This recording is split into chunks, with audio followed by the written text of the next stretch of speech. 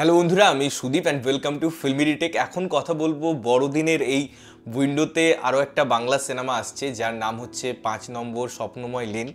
এই সিনেমাটার trailer drop করা হয়েছে এবং এই ট্রেলারটা কেমন লাগলো, বেশ কিছুদিন আগে ট্রেলারটা ড্রপ করা হয়েছে এবং মানুষীদের আগের যে সিনেমাটা ছিল সেটা একরকম সারপ্রাইজ এলিমেন্ট হিসেবে কাজ করেছিল। মানে অবশ্যই একটা সিনেমার তো চাহিদা থাকে মানুষের কাছে, কিভাবে সিনেমাটা পৌঁছাচ্ছে, যে পেয়ারিংটা তৈরি হচ্ছে, যে গল্পটা তৈরি হচ্ছে, সেটা কতটা মানুষের ভালো লাগছে তার উপর সব কিছু কথা হয়, সেটাই শেষ কথা বলে।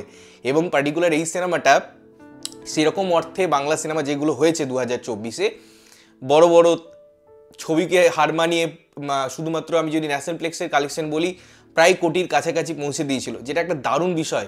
তো তাদের এই সাফল্যের পর, তাদের চাহিদার পর আবারও এই বছর মানুষীদের আরও একটা সিনেমা আনলেন এবং এই সিনেমাটা না একটা ফিল গুড সিনেমা।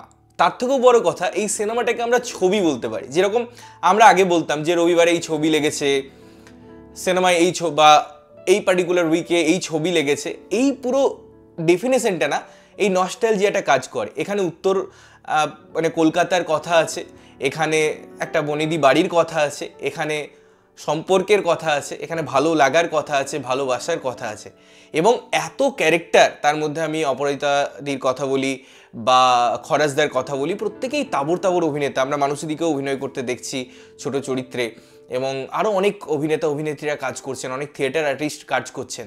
তো বুঝতে হবে যে এত বড় গ্র্যান্ডার সেটাকে হ্যান্ডেল করা, এতগুলো ক্যারেক্টারকে হ্যান্ডেল করা এবং যে গল্পটা, যে বক্তব্যটা পরিচালক তুলে ধরতে চাইছেন সেটা কতটা মানুষের কাছে পৌঁছায়, এর একটা বড় বিষয়। এইরকম গল্প আমি যদি ব্যাকগ্রাউন্ড মিউজিকের কথা বলি, সেগুলো কোথাও গিয়ে মনে হবে যে একটু পুরনো দিনের কথা বলছে, বাট তার যে প্রেজেন্টেশনের ধরন, সেটা পরিচালক কীভাবে তুলে ধরেছেন সেটা একটা বড় বিষয়। কেননা মানুষীদি একজন প্রচণ্ড ভালো মাপের অভিনেত্রী, অনেক সিনেমায় তিনি কাজ করেছেন, তার এক্সপিরিয়েন্স অনেক।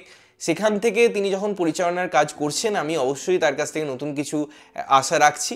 ইনফ্যাক্ট এই পার্টিকুলার ট্রেলারটার থেকে আমার সবথেকে ভালো যে জায়গাটা লেগেছে সেটা হচ্ছে গান। একটা গানের ইউজ হতে দেখি, সেই গানটা এমন জায়গায় আসে, একটা প্যারালাল একটা সার্টেন ফেজে পুরো ট্রেলারটা চলছিল, যখনই সেই গানটা আসে সেটা যেন অনেক উপরে চলে যায়। গানটার নস্টালজিয়াটা, গানটার সুরটা, গানটার কথাগুলো এত সুন্দর, যেটা আমার মনে হয় এই ট্রেলারটাকে একটা আলাদা অলংকার দেয়।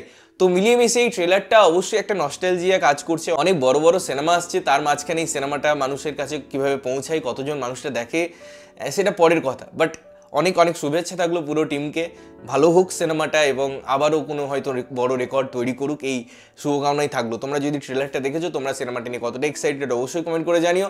ততক্ষণের জন্য ভালো থাকবে, সুস্থ থাকবে এবং সবসময় ভালো জিনিস দেখবে। চ্যানেল যদি প্রথমবার দেখছো, লাইক কমেন্ট শেয়ার করতে হবে, সাবস্ক্রাইব করতে হবে যাতে প্রত্যেকটা নোটিফিকেশন তোমাদের কাছে পৌঁছায়। দেখা হচ্ছে অন্য কোনো ভিডিওতে, ততক্ষণের জন্য টাটা।